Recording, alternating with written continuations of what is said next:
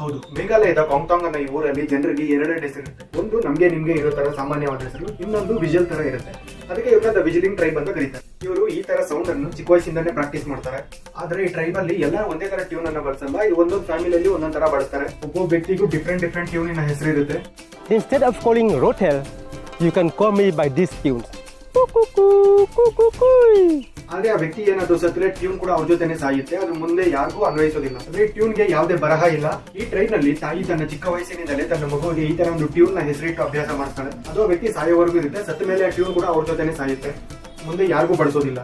ಈ ತರ ವಿಚಿತ್ರವಾಗಿ ಏನ್ ಹೆಸರಿಟ್ಕೊತಾರೆ ಅಂದ್ರೆ, ಅವರು ಗುಡ್ಡಗಾಡಿನ ಪ್ರದೇಶಗಳಲ್ಲಿ ವಾಸಿಸೋದ್ರಿಂದ ಅವರು ದೂರದಲ್ಲಿ ಇರಬೇಕಾದ್ರೆ ಈ ತರ ಸೌಂಡ್ಗಳನ್ನ ಬಳಸಿದಾಗ ಫ್ರೀಕ್ವೆನ್ಸಿ ಜಾಸ್ತಿ ಇಲ್ಲ, ಸೌಂಡ್ ಇನ್ನೂ ಜೋರಾಗಿ ಕೇಳಿಸುತ್ತೆ. ಆಗ ಅವರು ರಿಯಾಕ್ಟ್ ಮಾಡ್ತಾರೆ ಅಂತ ಅರ್ಥ. ಈ ಟ್ರೈಬ್ ನ ಬಗ್ಗೆ ಇನ್ನೂ ಡೀಟೇಲ್ ಆಗಿ ವಿಡಿಯೋ ಬೇಕಿದ್ರೆ ಕಮೆಂಟ್ ಮಾಡಿ. ದಯವಿಟ್ಟು ಲೈಕ್ ಮಾಡಿ, ಶೇರ್ ಮಾಡಿ, ಸಬ್ಸ್ಕ್ರೈಬ್ ಮಾಡಿ, ಸಪೋರ್ಟ್ ಮಾಡಿ.